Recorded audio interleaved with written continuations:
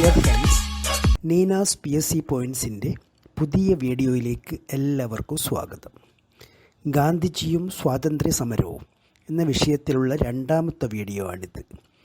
SCERT 7th standard ടെക്സ്റ്റിലെ ഗാന്ധിജിയും സ്വാതന്ത്ര്യ സമരവും 10th സ്റ്റാൻഡേർഡിലെ സമരവും സ്വാതന്ത്ര്യവും എന്നീ പാഠങ്ങളാണ് ഈ വീഡിയോവിൻ്റെ പ്രധാന അടിസ്ഥാനം.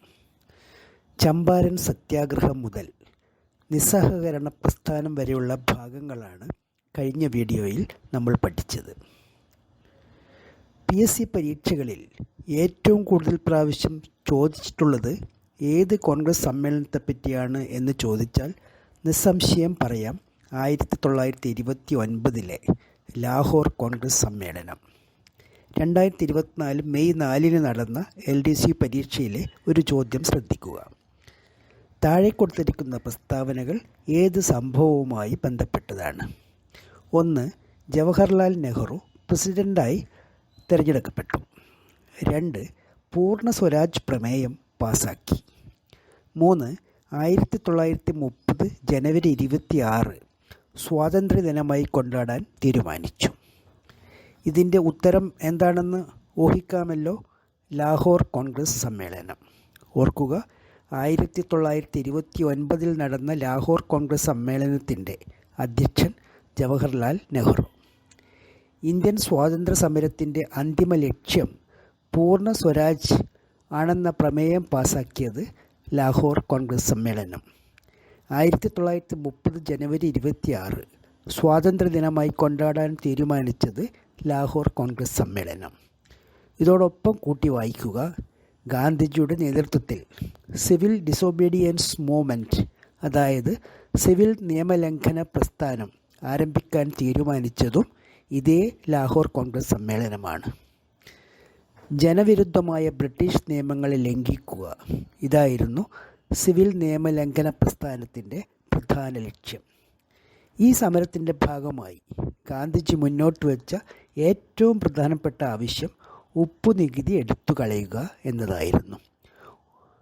ഉപ്പു നികുതി എടുത്തു കളയുക എന്നതിനൊപ്പം ഉയർത്തിയ മറ്റു ആവശ്യങ്ങളാണ് കൃഷിക്കാർക്ക് 50% നികുതി ഇളവ് അനുവദിക്കുക, വിദേശ വസ്ത്രങ്ങളുടെ ഇറക്കുമതി നികുതി വർദ്ധിപ്പിക്കുക, രാഷ്ട്രീയ തടവുകാരെ വിട്ടയക്കുക, സൈനിക ചെലവും ഉയർന്ന ഉദ്യോഗസ്ഥരുടെ ശമ്പളവും വെട്ടിക്കുറക്കുക, ഇന്ത്യക്കാരെ നിരീക്ഷിക്കാൻ നിയോഗിച്ചിട്ടുള്ള രഹസ്യാന്വേഷണ വിഭാഗം പിരിച്ചുവിടുക, തീരദേശ കപ്പൽ ഗതാഗതം ആരംഭിക്കുക, സമ്പൂർണ്ണ മദ്യനിരോധനം നടപ്പാക്കുക. സിവിൽ നിയമലംഘന സമരത്തിൽ ഗാന്ധിജിയുടെ ഏറ്റവും പ്രധാനപ്പെട്ട സമരായുധം ആയിരുന്നു ഉപ്പ്. ഇതിന് ഗാന്ധിജിയെ പ്രേരിപ്പിച്ച കുറേ ഘടകങ്ങളുണ്ട്. ബ്രിട്ടീഷ് സർക്കാരിൻ്റെ നികുതി വരുമാനത്തിൻ്റെ 2/5 ഭാഗവും ഉപ്പിന് മേൽ ചുമത്തുന്ന നികുതിയായിരുന്നു. ദരിദ്രർക്ക് ഈ നികുതി വലിയ ഭാരമായി മാറി. ഉപ്പുണ്ടാക്കുന്നതിന് തദ്ദേശീയരായ ചെറുകിട ഉൽപ്പാദകർക്കുമേൽ നിരോധനം ഏർപ്പെടുത്തി. ഇതിൻ്റെയെല്ലാം ഫലമായി ഉപ്പിൻ്റെ വില 3 ഇരട്ടി വർദ്ധിച്ചു. ഈ സാഹചര്യത്തിൽ ഉപ്പു നികുതി എടുത്തു കളയുക എന്ന മുദ്രാവാക്യം സാധാരണക്കാരിൽ വലിയ ഉണർവുണ്ടാക്കി. ഗാന്ധിജിയുടെ ആഹ്വാനമേറ്റെടുത്ത ജനങ്ങൾ ഇന്ത്യയുടെ വിവിധ ഭാഗങ്ങളിൽ ഉപ്പ് കുറുക്കി നിയമലംഘനത്തിൽ പങ്കാളികളായി. കേരളത്തിൽ പയ്യന്നൂർ, തമിഴ്നാട്ടിൽ വേദാരണ്യം, മഹാരാഷ്ട്രയിൽ ബോംബെ, ബംഗാളിൽ നവഖാലി, ഇന്ത്യയുടെ വടക്കു പടിഞ്ഞാറും വടക്ക് കിഴക്കും പ്രദേശങ്ങൾ തുടങ്ങിയവ നിയമലംഘന പ്രസ്ഥാനത്തിൻ്റെ പ്രധാന കേന്ദ്രങ്ങളായി. ഉപ്പു സത്യാഗ്രഹത്തിന് പയ്യന്നൂരിൽ നേതൃത്വം നൽകിയത് K. കേളപ്പൻ, വേദാരണ്യത്ത് C. രാജഗോപാലാചാരി, വടക്കു പടിഞ്ഞാറൻ അതിർത്തിയിൽ അതിർത്തി ഗാന്ധി എന്നറിയപ്പെടുന്ന ഖാൻ അബ്ദുൽ ഗാഫർ ഖാൻ എന്നിവർ. വടക്ക് കിഴക്കൻ പ്രദേശത്തുള്ള മണിപ്പൂർ, നാഗാലാൻഡ് പ്രദേശങ്ങളിൽ നിയമലംഘന പ്രസ്ഥാനത്തിൽ സജീവ പങ്കാളിയായ ഒരു ബാലികയെ കൂടി ഓർക്കുക. 13 വയസ്സു മാത്രം പ്രായമുള്ള റാണി ഗൈഡിൻ ലിയു ആണ് ആ ബാലിക. സ്വാതന്ത്ര്യ സമരത്തിൽ വഹിച്ച പങ്കിൻ്റെ പേരിൽ റാണി ഗൈഡിൻ ലിയുവിനെ നാഗന്മാരുടെ റാണി എന്ന് വിശേഷിപ്പിച്ചത് ജവഹർലാൽ നെഹ്റുവാണ്.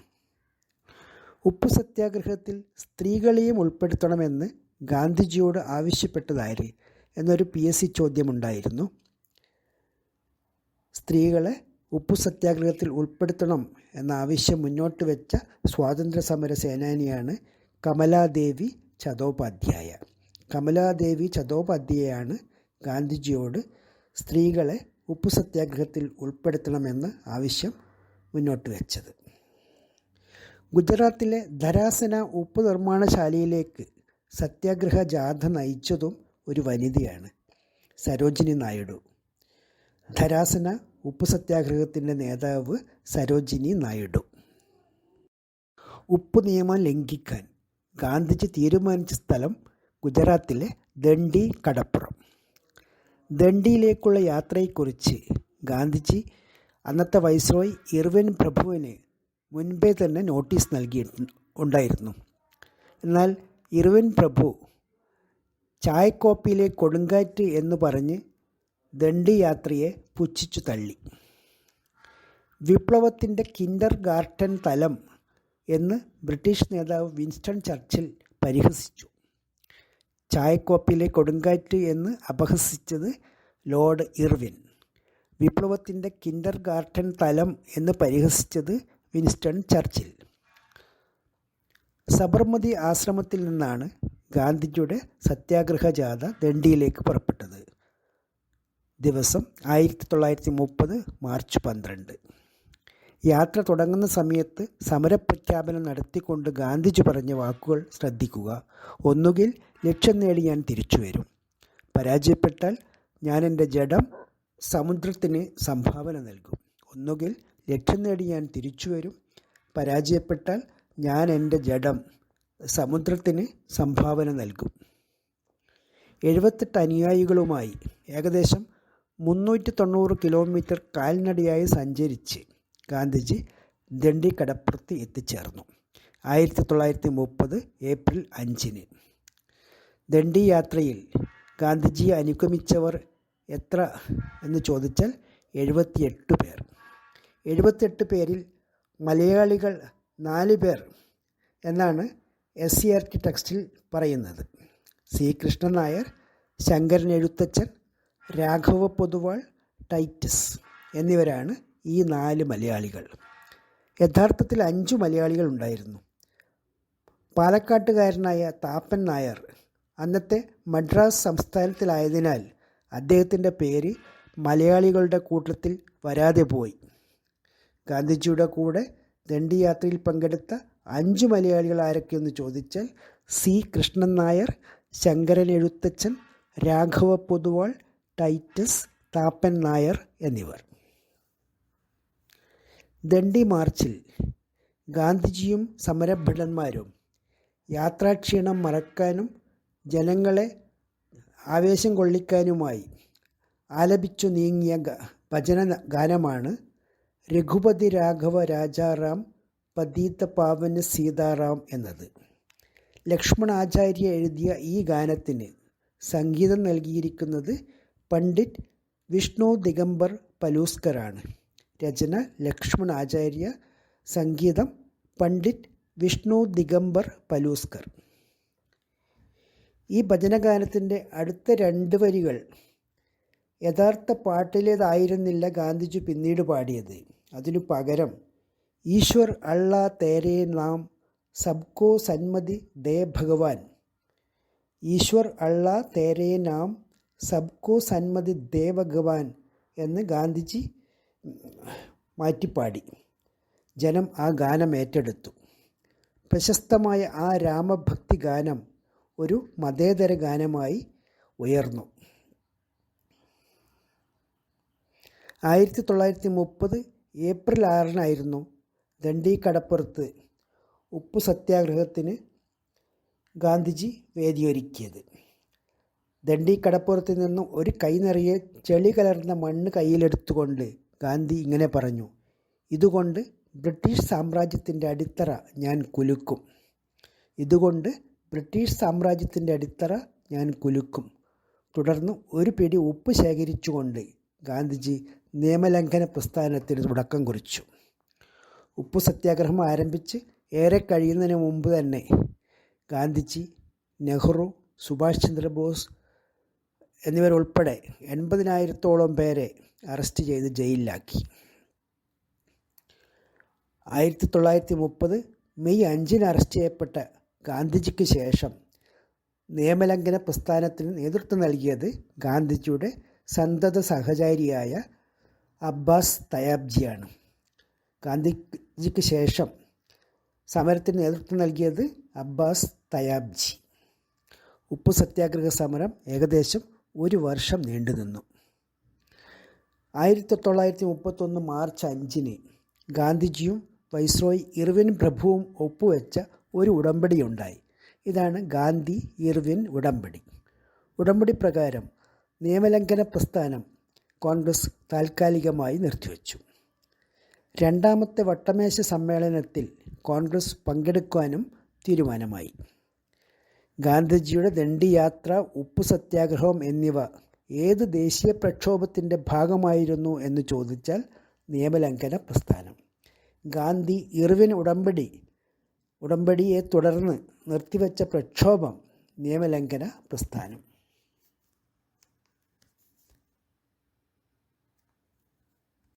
അടുത്തത് വട്ടമേശ സമ്മേളനങ്ങൾ. ഇന്ത്യയുടെ ഭരണഘടനാ പരിഷ്കാരങ്ങളെക്കുറിച്ച് പഠിച്ച് റിപ്പോർട്ട് ചെയ്യാൻ ബ്രിട്ടനിൽ നിന്ന് 1928 ഇന്ത്യയിലെത്തിയ കമ്മീഷനാണ് Simon commission. Simon commission report സമർപ്പിച്ചത് 1930 മെയ് മാസത്തിൽ. ആ റിപ്പോർട്ടിൻ്റെ അടിസ്ഥാനത്തിൽ ഇന്ത്യയിലെ ഭരണഘടനാ പരിഷ്കാരങ്ങളെക്കുറിച്ച് ചർച്ച ചെയ്യാൻ വേണ്ടി ബ്രിട്ടീഷ് സർക്കാരും ഇന്ത്യൻ രാഷ്ട്രീയ വ്യക്തിത്വങ്ങളും ചേർന്നുണ്ടാക്കിയ സമാധാന സമ്മേളനങ്ങളാണ് വട്ടമേശ സമ്മേളനങ്ങൾ എന്നറിയപ്പെടുന്നത്. ആകെ 3 വട്ടമേശ സമ്മേളനങ്ങൾ നടന്നു. ലണ്ടനിലായിരുന്നു സമ്മേളനങ്ങൾ. ആദ്യത്തെ വട്ടമേശ സമ്മേളനം നടന്നത് 1930 നവംബർ 12 മുതൽ 1931 ജനുവരി 19 വരെ. രണ്ടാമത്തെ സമ്മേളനം 1931 സെപ്റ്റംബർ 7 മുതൽ ഡിസംബർ 1 വരെ. മൂന്നാമത്തെ സമ്മേളനം 1932 നവംബർ 17 മുതൽ ഡിസംബർ 24 വരെ. ആദ്യ വട്ടമേശ സമ്മേളന കാലത്ത് ബ്രിട്ടീഷ് വൈസ്രോയി ആര് എന്ന് ചോദിച്ചാൽ ഇർവിൻ പ്രഭു. എന്നാൽ 2ഉം 3ഉം സമ്മേളന കാലത്ത് വൈസ്രോയി വില്ലിംഗ്ടൺ പ്രഭു. 3 സമ്മേളന കാലത്തും ബ്രിട്ടീഷ് പ്രധാനമന്ത്രി റാംസേ മക്ഡൊണാൾഡ്. 3 സമ്മേളന കാലത്തും ബ്രിട്ടീഷ് പ്രധാനമന്ത്രി റാംസേ മക്ഡൊണാൾഡ്. 3 വട്ടമേശ സമ്മേളനങ്ങളെക്കുറിച്ചും പൊതുവായി ചോദിക്കുന്ന ചില PSC ചോദ്യങ്ങൾ ശ്രദ്ധിക്കുക. ഏത് വിഷയം ചർച്ച ചെയ്യാനാണ് ബ്രിട്ടീഷുകാർ വട്ടമേശ സമ്മേളനം വിളിച്ചു ചേർത്തത്? ഉത്തരം സൈമൺ കമ്മീഷൻ റിപ്പോർട്ട്. ഗാന്ധിജി അഥവാ കോൺഗ്രസ് പങ്കെടുത്ത ഏക വട്ടമേശ സമ്മേളനം ഏത്? 2ാം വട്ടമേശ സമ്മേളനം. ഗാന്ധി ഇർവിൻ സന്ധി അനുസരിച്ച് 2ാം വട്ടമേശ സമ്മേളനത്തിൽ കോൺഗ്രസിൻ്റെ പ്രധാന പ്രതിനിധിയായി പങ്കെടുത്തത് ഗാന്ധിജിയാണ്. ആ സമ്മേളനത്തിൽ ഗാന്ധിജിയുടെ കൂടെ പങ്കെടുത്ത വനിതാ നേതാവ് സരോജിനി നായിഡു. വട്ടമേശ സമ്മേളനത്തിന് ലണ്ടനിലെത്തിയപ്പോഴാണ് ബ്രിട്ടീഷ് നേതാവ് വിൻസ്റ്റൺ ചർച്ചിൽ ഗാന്ധിജിയെ അർദ്ധനഗ്നനായ ഫക്കീർ എന്ന് വിളിച്ചത്. അർദ്ധനഗ്നനായ ഫക്കീർ എന്ന് ഗാന്ധിജിയെ വിശേഷിപ്പിച്ചത് വിൻസ്റ്റൺ ചർച്ചിൽ. 3 വട്ടമേശ സമ്മേളനങ്ങളിലും പങ്കെടുത്ത പ്രമുഖ നേതാവ് ആര് എന്ന് ചോദിച്ചാൽ BR അംബേദ്കർ. 3 സമ്മേളനങ്ങളിലും പങ്കെടുത്ത പ്രമുഖ നേതാവ് BR അംബേദ്കർ. 3 സമ്മേളനങ്ങളിലും ദളിതരുടെ പ്രതിനിധിയായാണ് അംബേദ്കർ പങ്കെടുത്തത്. 3 വട്ടമേശ സമ്മേളനങ്ങളിലും പങ്കെടുത്ത മറ്റു ചില നേതാക്കളാണ് തേജ് ബഹദൂർ സപ്രു, ബീഗം ജഹനാര ഷാനവാസ് എന്നിവർ. തേജ് ബഹദൂർ സപ്രു, ബീഗം ജഹനാര ഷാനവാസ്. 3 വട്ടമേശ സമ്മേളനങ്ങളിലും പങ്കെടുത്ത ഏക വനിതയാണ് ബീഗം ജഹനാര ഷാനവാസ്. അവർ പാകിസ്ഥാൻ സിറ്റിസണാണ്. ഇനി പറയാൻ പോകുന്നത് കമ്മ്യൂണൽ അവാർഡിനെക്കുറിച്ചും തുടർന്നുണ്ടായ പൂന സന്ധിയെക്കുറിച്ചും. ഇന്ത്യയിലെ അധസ്ഥിത ജനവിഭാഗങ്ങളെ രാഷ്ട്രീയമായി സംഘടിപ്പിക്കാനുള്ള പ്രവർത്തനങ്ങൾക്ക് നേതൃത്വം നൽകിയ ഏറ്റവും പ്രമുഖ നേതാവ് ആരെന്ന് ചോദിച്ചാൽ BR അംബേദ്കർ. അധസ്ഥിത വിഭാഗങ്ങൾക്ക് മോചനം ലഭിക്കാൻ രാഷ്ട്രീയ അധികാരം വേണം, ഇത് തിരിച്ചറിഞ്ഞ നേതാവാണ് അംബേദ്കർ. രാഷ്ട്രീയ അധികാരങ്ങളിൽ പങ്കാളിത്തം വേണമെന്ന് വട്ടമേശ സമ്മേളനങ്ങളിൽ അംബേദ്കർ തുടർച്ചയായി ആവശ്യപ്പെട്ടു. അതിൻ്റെ ഫലമായി ബ്രിട്ടീഷ് പ്രധാനമന്ത്രി റാംസേ മക്ഡൊണാൾഡ് 1932 ഒരു കമ്മ്യൂണൽ അവാർഡ് പ്രഖ്യാപിച്ചു. അയിത്തജാതിക്കാർക്ക് പ്രത്യേക നിയോജകമണ്ഡലം, പൊതു തെരഞ്ഞെടുപ്പിൽ വോട്ട് എന്നിവ അനുവദിക്കുന്നതായിരുന്നു ഈ കമ്മ്യൂണൽ അവാർഡ്. കമ്മ്യൂണൽ അവാർഡ് അനുവദിച്ചതാര് എന്ന് ചോദിച്ചാൽ ബ്രിട്ടീഷ് പ്രധാനമന്ത്രി റാംസേ മക്ഡൊണാൾഡ്. കമ്മ്യൂണൽ അവാർഡിനെ ഗാന്ധിജി ശക്തമായി എതിർത്തു. അധസ്ഥിത വിഭാഗങ്ങൾക്ക് പ്രത്യേക നിയോജകമണ്ഡലം അനുവദിക്കുന്നത് അവർ പൊതുസമൂഹത്തിൻ്റെ മുഖ്യധാരയിൽ നിന്ന് മാറ്റി നിർത്തപ്പെടാൻ കാരണമാകും എന്നായിരുന്നു ഗാന്ധിജിയുടെ അഭിപ്രായം. ബ്രിട്ടീഷ് ഗവൺമെൻറ്റിൻ്റെ നയത്തിനെതിരെ പൂന എർവാദ സെൻട്രൽ ജയിലിലായിരുന്ന ഗാന്ധിജി 1932 സെപ്റ്റംബർ 18 മരണം വരെ നിരാഹാരം പ്രഖ്യാപിച്ചു. ഇതിനെ തുടർന്ന് തർക്കം പരിഹരിക്കുന്നതിനായി ഗാന്ധിജിയും അംബേദ്കറും തമ്മിൽ ഒരു കൂടിക്കാഴ്ച നടന്നു. പ്രത്യേക നിയോജകമണ്ഡലങ്ങൾ എന്നത് ഉപേക്ഷിക്കുവാനും സംവരണ മണ്ഡലങ്ങളുടെ എണ്ണം വർദ്ധിപ്പിച്ച് അധസ്ഥിതരുടെ രാഷ്ട്രീയ അവകാശ പ്രശ്നം പരിഹരിക്കുവാനും ഈ കൂടിക്കാഴ്ചയിൽ തീരുമാനമായി. ഇതാണ് പൂന സന്ധി. പൂന സന്ധി ഒപ്പിട്ട ദിവസം 1932 സെപ്റ്റംബർ 24. കമ്മ്യൂണൽ അവാർഡിനെതിരെ ഗാന്ധിജി ആരംഭിച്ച നിരാഹാര സമരം അവസാനിപ്പിക്കാൻ കാരണമായ ഉടമ്പടി പൂന ഉടമ്പടി. ആരൊക്കെ തമ്മിലാണ് പൂന ഉടമ്പടിയിൽ ഏർപ്പെട്ടത് എന്ന് ചോദിച്ചാൽ ഗാന്ധിജിയും അംബേദ്കറും തമ്മിൽ. ഗാന്ധിജിക്ക് വേണ്ടി പൂന സന്ധിയിൽ ഒപ്പിട്ട നേതാവ് മദൻ മോഹൻ മാളവ്യ. ക്വിറ്റ് ഇന്ത്യ സമരം. ഇന്ത്യൻ നാഷണൽ കോൺഗ്രസ് ഗാന്ധിജിയുടെ നേതൃത്വത്തിൽ നടത്തിയ അവസാനത്തെ ബഹുജന സമരമാണ് ക്വിറ്റ് ഇന്ത്യ സമരം. ക്വിറ്റ് ഇന്ത്യ, ഇന്ത്യ വിടുക എന്ന മുദ്രാവാക്യത്തിന് രൂപം കൊടുത്തത് യൂസഫ് മെഹ്റലി എന്ന കോൺഗ്രസ് സോഷ്യലിസ്റ്റ് പ്രവർത്തകനാണ്. ക്വിറ്റ് ഇന്ത്യ സമരം പ്രഖ്യാപിച്ച കോൺഗ്രസ് സമ്മേളനം നടന്നത് ബോംബെയിലാണ്. 1942 ഓഗസ്റ്റ് 8 ബോംബെയിലെ ഗോവാലിയ ടാങ്ക് മൈതാനത്താണ് സമ്മേളനം നടന്നത്. എല്ലാ അധികാരങ്ങളും ഇന്ത്യക്കാർക്ക് കൈമാറി ബ്രിട്ടീഷുകാർ ഇന്ത്യ വിടണമെന്ന് സമ്മേളനം ആവശ്യപ്പെട്ടു. ഗോവാലിയ ടാങ്ക് മൈതാനം ഇപ്പോൾ അറിയപ്പെടുന്ന പേര് ഓഗസ്റ്റ് ക്രാന്തി മൈതാനം എന്നാണ്. ക്വിറ്റ് ഇന്ത്യ സമരത്തിന് കാരണമായ പ്രധാന ഘടകങ്ങൾ എന്തൊക്കെയാണെന്ന് നോക്കാം. ഇന്ത്യയിൽ ഭരണഘടനാ പരിഷ്കാരങ്ങൾ നടപ്പിലാക്കാൻ ബ്രിട്ടൻ കാണിച്ച വൈമനസ്യം, രണ്ടാം ലോകമഹായുദ്ധത്തിൽ ബ്രിട്ടൻ പരാജയപ്പെടും എന്ന തോന്നൽ, വിലക്കയറ്റം, ക്ഷാമം തുടങ്ങിയവ കാരണമായുള്ള ജനങ്ങളുടെ അതൃപ്തി, 1942 മാർച്ചിൽ സ്വയംഭരണം സംബന്ധിച്ച ചർച്ചയ്ക്കായി ബ്രിട്ടീഷ് ഭരണകൂടം ഇന്ത്യയിലേക്ക് അയച്ച ക്രിപ്സ് മിഷൻ്റെ പരാജയം തുടങ്ങിയവ. പരാജയപ്പെടുന്ന ഒരു ബാങ്കിലെ പോസ്റ്റ് ഡേറ്റഡ് ചെക്ക് അഥവാ പിൻ തീയതി വെച്ച ചെക്ക് എന്നാണ് ഗാന്ധിജി ക്രിപ്സ് മിഷനെ വിശേഷിപ്പിച്ചത്. പരാജയപ്പെട്ട ക്രിപ്സ് മിഷനെ ഗാന്ധിജി വിശേഷിപ്പിച്ചത് പരാജയപ്പെടുന്ന ഒരു ബാങ്കിലെ പോസ്റ്റ് ഡേറ്റഡ് ചെക്ക് അല്ലെങ്കിൽ പിൻ തീയതി വെച്ച ചെക്ക് എന്നാണ്. ക്വിറ്റ് ഇന്ത്യ സമരത്തിൻ്റെ മുദ്രാവാക്യം ഡു ഓർ ഡൈ, പ്രവർത്തിക്കുക അല്ലെങ്കിൽ മരിക്കുക. ഗാന്ധിജി പറഞ്ഞു, ഇതാ ഒരു കൊച്ചു മന്ത്രം ഞാൻ നിങ്ങൾക്ക് തരുന്നു. നിങ്ങളുടെ ഓരോ ശ്വാസവും അതിന് ആവിഷ്കാരം നൽകണം. പ്രവർത്തിക്കുക അല്ലെങ്കിൽ മരിക്കുക. ഈ പ്രസംഗം നടന്നതിൻ്റെ 24 മണിക്കൂറിനുള്ളിൽ ഗാന്ധിജി അടക്കമുള്ള ദേശീയ നേതാക്കളും പ്രാദേശിക നേതാക്കളും അറസ്റ്റ് ചെയ്യപ്പെട്ടു. 1942 ഓഗസ്റ്റ് 9 ഗോവാലിയ ടാങ്ക് മൈതാനിയിൽ കോൺഗ്രസ് പതാക ഉയർത്തിയത് ഒരു വനിതാ നേതാവാണ്, അരുണ ആസഫ് അലി. ക്വിറ്റ് ഇന്ത്യ സമരത്തിലെ നായിക എന്ന് ഗാന്ധിജി വിശേഷിപ്പിച്ച നേതാവാണ് അരുണ ആസഫ് അലി. ക്വിറ്റ് ഇന്ത്യ സമരത്തിലെ നായിക അരുണ ആസഫ് അലി. ക്വിറ്റ് ഇന്ത്യ സമരകാലത്ത് സീക്രട്ട് കോൺഗ്രസ് റേഡിയോ എന്ന ഭൂഗർഭ റേഡിയോ സ്റ്റേഷൻ പ്രവർത്തിപ്പിച്ചത് സ്വാതന്ത്ര്യ സമര പ്രവർത്തകയായ ഡോക്ടർ ഉഷ മേത്തയായിരുന്നു. സീക്രട്ട് കോൺഗ്രസ് റേഡിയോ പ്രവർത്തിപ്പിച്ചത് doctor Usha Mehta. Quit India സമരകാലത്ത് ജനങ്ങൾക്ക് ഗാന്ധിജി ചില നിർദ്ദേശങ്ങൾ നൽകി. നാട്ടുരാജാക്കന്മാർ സ്വന്തം ജനങ്ങളുടെ പരമാധികാരം അംഗീകരിക്കണം, കർഷകർ ഭൂനികുതി കൊടുക്കാൻ കൂട്ടാക്കരുത്, സർക്കാർ ജീവനക്കാർ രാജിവെക്കാതെ ദേശീയ പ്രസ്ഥാനത്തോടുള്ള കൂറ് പരസ്യമാക്കണം, പട്ടാളക്കാർ സ്ഥാനം വെടിയാതെ സ്വന്തം ആൾക്കാർക്ക് നേരെ വെടിവെക്കാൻ വിസമ്മതിക്കണം തുടങ്ങിയവ. ക്വിറ്റ് ഇന്ത്യ പ്രക്ഷോഭത്തെ ബ്രിട്ടീഷ് ഗവൺമെൻറ് അതിക്രൂരമായി നേരിട്ടു.